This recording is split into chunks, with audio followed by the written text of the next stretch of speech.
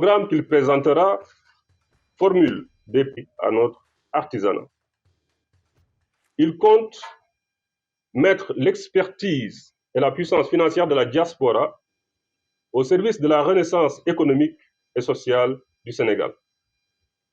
Le programme qu'il présentera aux Sénégalais attache du prix à la préservation et à la valorisation des droits d'accès et d'exploitation du foncier, aussi bien en milieu urbain qu'en milieu rural. Il compte également mettre la science et l'innovation au service des citoyens.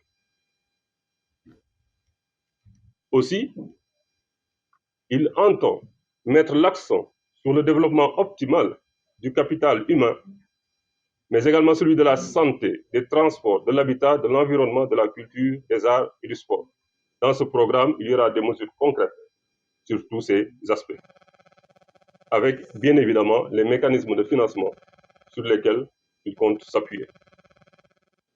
Ce programme qu'il défend donc au nom d'une large union populaire, dont il est le porte-étendard, vise également à consolider les institutions démocratiques et à réformer le système judiciaire.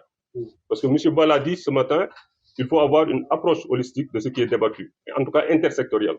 On ne peut pas isoler certaines questions et les traiter sans, bien évidemment, tenir compte de cette question extrêmement importante qui est celle de l'état de droit. Et c'est pourquoi, d'ailleurs, il a signé le pacte de gouvernance des assises nationales, donc, et endossé en quelque sorte les réformes institutionnelles que les assises préconisent. La cohésion nationale, la cohésion sociale et l'unité nationale sont des questions extrêmement importantes, des préoccupations importantes de ce programme.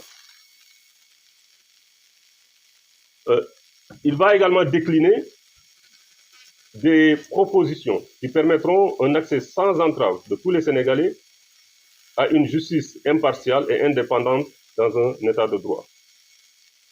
Bassirou Diomaye Faye, et je pense que vous pouvez le prendre à argent comptant lorsqu'il le dit, du fond de sa cellule, s'opposera à l'instrumentalisation de la justice et des forces de l'ordre, à l'intimidation d'opposants et de journalistes, à la répression brutale et à l'emprisonnement arbitraire, ainsi qu'à toute influence de l'exécutif sur les corps de contrôle et à l'implication de sa famille dans la gestion du pouvoir. Je pense que c'est des éléments importants pour ce qui est du point relatif à la transparence. L'autre grand défi réside dans la lutte hardie qu'il compte mener contre le détournement des deniers publics, la corruption et la concussion. La persistance de ces fléaux est de nature, comme chacun sait, à appauvrir notre pays, à faire échouer les politiques publiques, à aggraver la pauvreté. Tout cela favorise en effet le développement d'une économie criminelle animée par des réseaux de trafic illicite de drogue, on le sait, de devises, on l'a vu, de médicaments, de passeports et hélas même d'êtres humains. Aussi, l'administration sénégalaise sera réformée, modernisée pour se mettre exclusivement au service des usagers. Son programme politique repose également sur l'édification d'une société soucieuse de la réduction des inégalités et des vulnérabilités touchant les femmes, les enfants, les personnes âgées, les retraités, les personnes en situation de handicap, en développant bien évidemment l'égalité politique, juridique, socio-économique, mais également en insistant beaucoup sur le respect des droits des individus. Ce programme politique, mais à la fois économique, social et culturel, qu'il présentera pour une nation prospère et solidaire, est présentement en cours de finalisation, je vous l'ai dit, à l'entame de mon propos. Il est articulé autour de 5 grandes orientations déclinées en 15 points, dont chacun comporte plusieurs actions à mettre en œuvre. Et il comporte des mesures concrètes, comme je vous l'ai dit, avec la précision des mécanismes de financement,